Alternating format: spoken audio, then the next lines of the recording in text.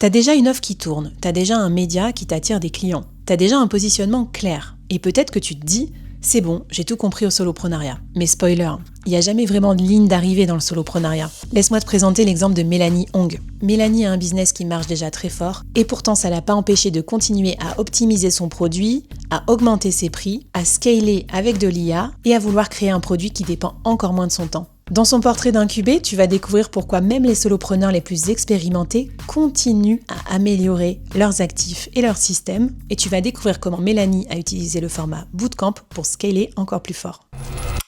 Bonjour à toutes et à tous et bienvenue dans cette série d'épisodes où je vais vous raconter ce que font les incubés dans l'incubateur solopreneur. C'est des freelances et des solopreneurs comme vous et ils font plein de trucs en sous-marin avec les 4 piliers de la scalabilité. Et du coup, j'ai décidé de leur donner la parole pour mettre en avant leur belle réussite et tout parce que vous vous demandez peut-être un petit peu comment on fait pour scaler quand on est freelance. C'est quoi les médias que les gens lancent, c'est quoi les offres qu'ils créent, c'est quoi les produits scalables qu'ils créent. Et moi, j'adore benchmarker, j'adore demander aux autres solopreneurs ce qu'ils font dans la vie, c'est quoi leurs actus, etc. pour pouvoir améliorer mes propres produits, mes propres offres et tout. Donc, je me suis dit que ça pourrait être cool de vous partager tout ça ici. Alors, dans cet épisode, je reçois Mélanie Hong. Mélanie, t'es une habituée déjà de ces épisodes un petit peu témoignage parce que je t'ai déjà interviewée plusieurs fois. Mais t'as encore fait des super trucs cette année dans l'incubateur. Donc, bienvenue pour la 2e, 3e, 4e fois, je ne sais pas combien dans le board, Mélanie. Merci beaucoup de me réinviter et pas 4 fois quand même. Je pense que c'est 2e fois ou 2e, 3e. Ok. Puis il y a des nouveautés, donc je suis ravie de témoigner.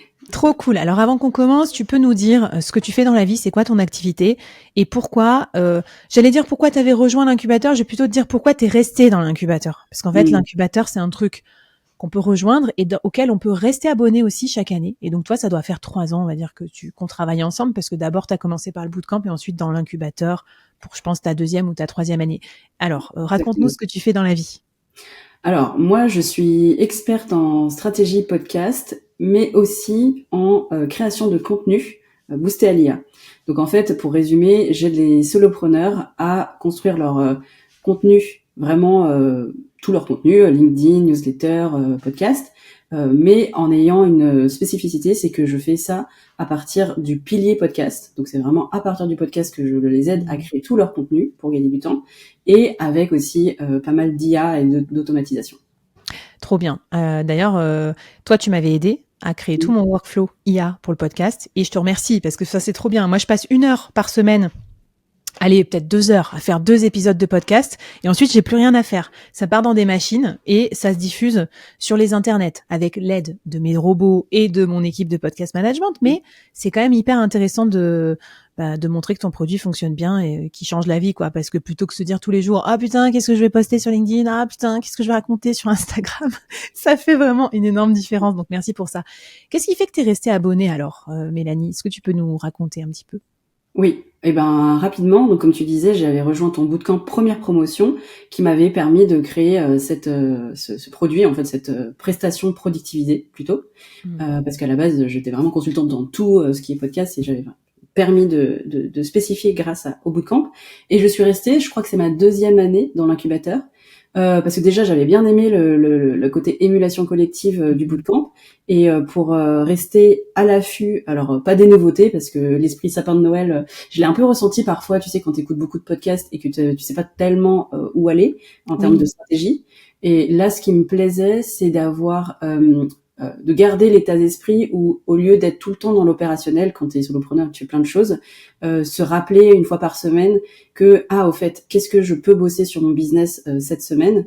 Et déjà, rien que le premier bénéfice, je trouve, c'est que quand t'es dans l'incubateur, t'as cet état d'esprit où chaque semaine, tu vas recevoir la notif, il y a quelque chose qui se passe parce qu'il y a un live, etc. Et même si je vais pas à tous les lives, clairement, rien que le fait de me dire oui, c'est vrai, il faut que je poste sur mon business cette semaine, ça me fait déjà rester dans un bon état d'esprit alors pas forcément d'optimisation, mais de développement de mon business et de priorisation en pensant à chaque fois je dois bosser sur mon business. Donc ça, c'est sur le côté état d'esprit, je trouve que ça joue beaucoup, même si voilà, on dit toujours le mindset, c'est pas tu vois, c'est pas des conseils vraiment très tangibles, mais pour moi ça joue.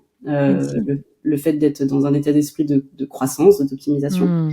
Mmh. Et après, de manière un peu plus concrète, comme il y a les lives chaque semaine, donc chaque vendredi, je sais que moi je choisis en fait les thématiques qui m'intéressent. Mmh. Et la plupart du temps, quand quand c'est pas un enjeu, on va dire le sujet pour moi, je vais pas forcément y aller, mais je me dis j'ai toujours le replay si jamais c'était un sujet. Et quand c'est un sujet qui m'intéresse, je vais me connecter et je vais mettre en pratique tout de suite. En fait, c'est très concret. Ce qui fait que j'ai pu à la fois sur des sujets bien-être, par exemple, je me suis mis à courir parce qu'il y avait un live de remise sur prendre soin de sa santé. Ouais, avec Pauline sur comment reprendre la course à pied. C'était cet été, on avait fait des opérations un peu plus détente, santé quoi, santé mentale et physique de l'entrepreneur. Ce qui joue énormément sur la productivité, parce que ça peut paraître anecdotique, mais moi ça a changé vraiment mon bien-être et ma productivité. Putain, mais c'est énorme. Je savais pas que c'était après ce live que tu t'étais remise à courir, parce que moi je suivais tes stories de course et moi aussi je me suis remise à courir et je suis là, mais tellement bien ce sport justement pour se vider la tête en fait quand on est solopreneur. Ouais, donc je donnais un exemple, mais il y a eu d'autres choses. Par exemple, le challenge LinkedIn que tu as fait cette année. Alors, je l'ai même pas suivi en live dans le sens où j'ai pas été je crois que tu avais fait des lives sur le moment, mais je m'étais connectée et ça m'avait fait refaire le travail de refondre mon profil LinkedIn, ma vignette, ma bannière, tout. Ce qui fait que on reste vraiment dans cet état d'esprit où je me suis rendu compte en faisant ce challenge que j'étais plus cohérente en fait entre mes offres et ce que je racontais sur LinkedIn. Donc ça aussi c'était utile. En fait, c'est plein de petites choses. J'ai l'impression que c'est comme une mécanique où tu vas huiler un peu chaque tu vois, une fois la roue, une fois. Alors, je suis pas du tout dans la mécanique. Je sais pas pourquoi j'ai mis cette métaphore. J'arrête la métaphore là parce que je ne sais pas après ce qui a après une roue. Non mais et en fait ça me fait trop plaisir que tu dises ça parce que de temps en temps j'ai des questions de solopreneurs qui me disent est-ce que je suis pas trop avancée pour l'incubateur, tu vois, parce que c'est vrai que dans l'incubateur il y a plein de freelances qui sont pas encore scalables. Ouais. Il y a aussi des entrepreneurs, des solopreneurs comme toi avancés qui sont déjà scalables et qui restent. Et pourquoi ? Parce que je pense, je suis comme toi. Moi, je me dis, c'est jamais fini. Même moi aussi, pendant le challenge LinkedIn, j'ai aussi changé mon profil LinkedIn parce qu'il y avait des trucs qui étaient has-been, en fait, ou qui marchaient plus, ou c'était pas clair. Et ouais, je suis comme toi. Je me dis, il y a toujours des petits trucs à améliorer. Après, c'est cool, c'est que quand t'es expérimenté comme nous, t'as 5% du truc à améliorer, donc l'effort est moindre aussi. Mais c'est quand même bien d'avoir le coach sous la main qui te le dit direct, plutôt que d'attendre 3 ans et de te rendre compte que t'es has-been, quoi. C'est ça. Et comme tu dis, en fait, il y a plein de choses. Effectivement, j'ai pas besoin de. Tu vois, j'ai mon média, la communauté, j'ai du travail à faire. Mais j'ai mon média, j'ai mon produit. J'ai quand même pas mal de choses, des 4 piliers que tu avais que t'as mentionné. Mais tu vois, par exemple, quand t'as présenté l'incubateur 2026, je me suis dit, en fait, même si j'ai déjà tous les piliers, chacun va pouvoir être développé encore mieux. Notamment moi, la communauté, c'est un vrai sujet que j'ai pas travaillé beaucoup ces derniers temps parce que focus sur l'offre, focus sur la productivisation et le média. Et donc il y a toujours quelque chose à faire et ça permet en fait de le garder en tête et de choisir aussi les éléments sans perdre du temps. Parce que comme tu dis, en fait, on n'a pas tant de choses à changer, mais pour les choses qui a changé, j'ai pas envie de passer des heures à aller chercher le bon conseil, la prestation ou là je sais que j'ai un bon freelance qui va pouvoir te pimper ton truc, alors que moi je vous les mets un peu sur un plateau. Enfin, je l'ai choisi, je fais toute cette sélection en amont pour pas que vous retrouviez à. Enfin, souvent c'est ça. Par exemple, j'ai des potes solopreneurs, ils sont là, faut que je choisisse un ghostwriter. Je vais choisir qui ? C'est con, mais bon, dans l'incubateur, t'as une 50aine d'experts. Du coup, je vous mets en relation et ça va plus vite. Et puis ça me donne confiance du coup, parce que c'est des personnes soit qui sont passées sur le board, je les ai entendus, je vois comment ils sont, et puis tu les connais aussi. Qui ont travaillé pour moi, voilà. Et justement, puisque tu parles de communauté, tu t'es lancé un autre défi cette année, parce que tu avais déjà productivisé ton offre, et tu t'es dit, tiens, si je lançais une offre de type bootcamp, donc scalée grâce au groupe, et t'es venu nous raconter en détail comment tu as lancé ton bootcamp en plein mois d'août, et tu as réussi à faire, je crois, 6 000 euros de chiffre d'affaires sur un bootcamp lancé comme ça, un peu à l'arrache, juste avant, en plein été, en plein mois d'août, ce qui pour un freelance, t'es là, waouh, en plein mois d'août, chaud de faire ça. Est-ce que tu peux nous raconter qu'est-ce que ça a donné pour toi, en quoi ça t'a aidé dans ta scalabilité, dans ton chiffre d'affaires, et puis est-ce que c'est quelque chose que tu vas garder, c'est quoi la suite ? On veut tout savoir. Déjà, je pense que j'aurais pas forcément lancé le bootcamp si j'étais pas dans l'incubateur, alors je dis pas ça pour te faire plaisir, mais parce que déjà j'avais suivi ton bootcamp et j'avais l'impression que, tu vois, le fait de voir les solopreneurs et que c'était un format qui est assez prisé, je me suis dit bon, ça me fait moins peur du coup de me lancer là-dedans. Aussi, pourquoi j'ai lancé ça, c'est parce que je voulais scaler un peu plus, comme je fais que des accompagnements jusqu'ici en individuel, et ça me prend beaucoup de temps. Et en fait, j'avais tellement productivisé que les étapes étaient déjà faites. J'avais déjà des étapes à présenter en live, en fait. Donc je me suis dit, voilà, pour des raisons à la fois économiques, d'organisation et puis de challenge personnel, je voulais avoir un format bootcamp. Et puis j'adore aussi le format collectif. Et donc comment ça s'est passé? Moi j'avais pas une envie, mais je partais en vacances, comme beaucoup de gens cet été. Je suis partie vraiment juste en juillet, et du coup je me suis dit je veux le lancer juste pour que le format soit créé, et je me lance dans le défi plus de créer le format.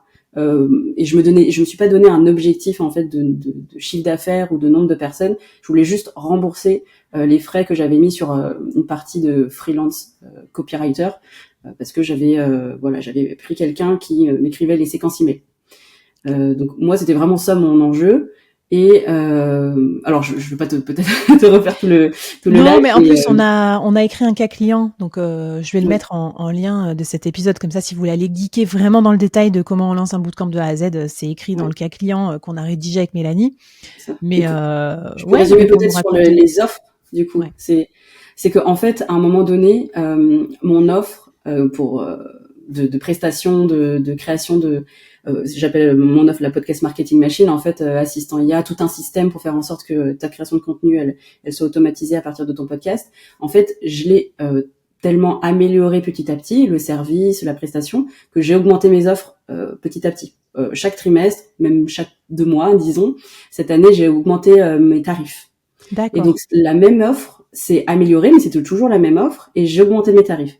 Et à un moment donné, en fait, l'augmentation de tarifs fait que il y a un filtre au niveau des prix où des personnes sont intéressées mais ne peuvent plus m'acheter.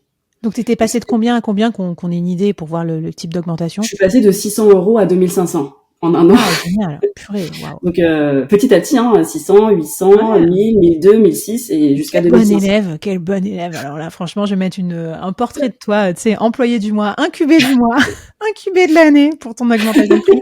Trop beau. Et ça continue à marcher jusqu'à un certain plateau. C'est là que tu t'es dit que tu avais besoin d'une offre plus accessible. C'est ça. En fait, donc les prestations individuelles, elles sont devenues premium, clairement. Et à 2500 €, j'avais des calls clients, clairement, où avant, j'avais un taux de conversion plus important. Et plus j'augmentais, plus mon taux de conversion baissait. Et en même temps, ces personnes étaient quand même intéressées. C'était pas le produit qui posait problème, c'était le prix. Et du coup, je me suis dit, il faut que j'ai un prix moins cher pour la même prestation, mais ça peut pas être la même prestation premium. Enfin, la solution c'était le bootcamp en fait. La solution c'était soit la formation vidéo pas chère, soit un entre-deux avec un bootcamp avec la prestation en live plus un peu de formation seule. Et voilà, c'est pour ça que j'ai lancé, ce qui fait que mon prix d'avant qui était 1000, 1500, je l'ai mis sur le prix du bootcamp avec 6 personnes en même temps, et ça me permet de passer le même temps pour accompagner 6 personnes. Trop bien. En tout cas, félicitations, parce que c'est un gros morceau de lancer un bootcamp. Maintenant que tu l'as lancé une fois, tu vas le relancer ou pas? Tu vas le réutiliser? Oui, c'est le but. Alors, c'est vrai qu'au début, je m'étais dit, je vais faire un bootcamp par trimestre, comme ça, je suis dans une régularité. Et en fait, pour des raisons perso, que j'avais envie de faire d'autres projets sur ce trimestre-là, je vais le relancer le trimestre prochain. Mais par contre, comme je suis dans la création de contenu et l'IA en même temps, l'IA se développe tellement vite que mon bootcamp 2 va être vraiment plus augmenté que le bootcamp 1. Pour ça, je me suis laissé le temps. Mais en gros, je fais une deuxième promo en février de ce bootcamp-là, qui sera beaucoup plus automatisé et axé conversion aussi. C'est-à-dire que ton contenu, c'est pas juste du contenu, mais l'objectif, c'est d'avoir des leads et aussi de pas faire de copier-coller, etc., mais qu'il y ait des automatisations directes. Génial. Voilà. Que ce soit pas que des assistants IA, mais des agents. Tu donnes trop envie, là. Tous les podcasteurs qui nous écoutent, allez, franchement, j'en mets ma main à couper, que vous allez suivre l'offre de Mélanie, que ce soit en bootcamp ou en one-to-one. Ça va être absolument génial. Et t'as tellement bien fait de choisir le format bootcamp, parce que sinon, tu aurais dû mettre tes vidéos à jour tout le temps, ma pauvre, Ouais. en mode avec IA. Donc, bravo, félicitations. Et donc, tu restes une année de plus, tu rempiles pour une année de plus dans l'incubateur. Pourquoi? C'est quoi tes projets? Pourquoi tu te dis, allez, go? Enfin, c'est quoi tes objectifs 2026? Mes objectifs 2026, c'est déjà d'avoir ce bootcamp version 2 qui sort, de le productiviser au maximum en fait, donc de rester dans cet état d'esprit où si j'ai besoin de compétences que je n'ai pas, tu vois, il y a plein de choses que je ne sais pas du tout faire encore et que j'ai pas mis en place, dans notamment des séquences email, etc. Donc sur des petites choses comme ça, je trouve que les lives ils sont super, et en plus comme t'as thématiser les mois, je sais plus si c'est les mois ou les trimestres, les sprints. T'as fait des sprints, et en fait moi c'est vraiment pour me dire je suis dans un état d'esprit où je suis chaque sprint pour développer chacun des éléments dont j'ai besoin, et donc à la fois que ce soit mon média, parce que en fait j'ai un média et je suis plutôt spécialiste des médias, mais pour soi-même c'est toujours plus dur, et donc je veux suivre les conseils comme une newbie.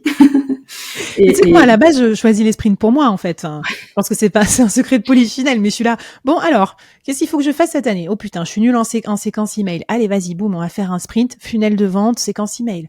Là, je vais faire un sprint vidéo, vendre grâce à la vidéo. VSL, podcast vidéo, vidéo short, ça va être trop bien aussi. Donc voilà, je comprends ce que tu veux dire. Et justement, c'est ce que ça me fait penser à moi. Un de mes enjeux, c'est la vidéo, c'est pour cette année.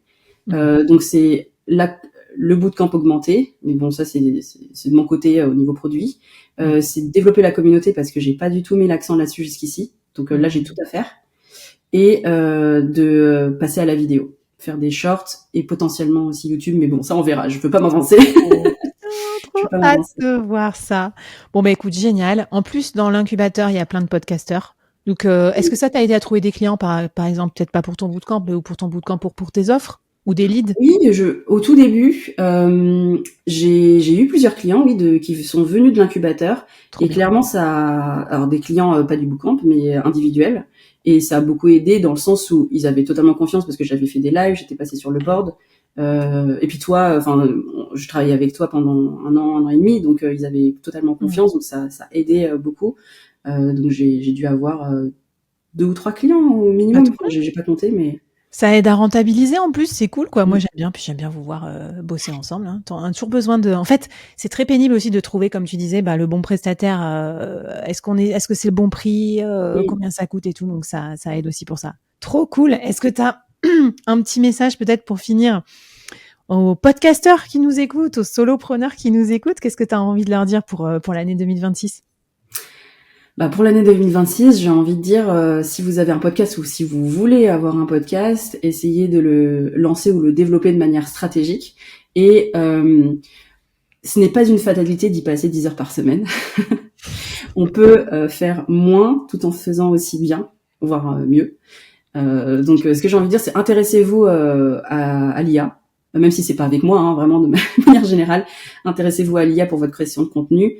C'est pas quelque chose parce que beaucoup de personnes soit ne s'y intéressent mais pas encore assez, soit ont peur que ça dénature leurs propos.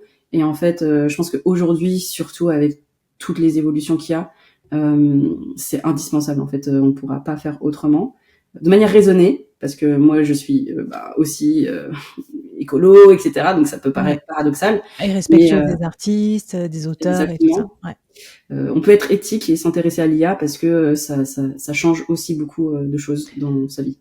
Bon, trop bien. Ça fait un super combo, j'ai envie de te dire. Combo incubateur 2026 plus Mélanie, parce que en février, on va faire un sprint IA dans l'incubateur. Il y a Solo Squad, donc il y a déjà 10 templates d'agents IA.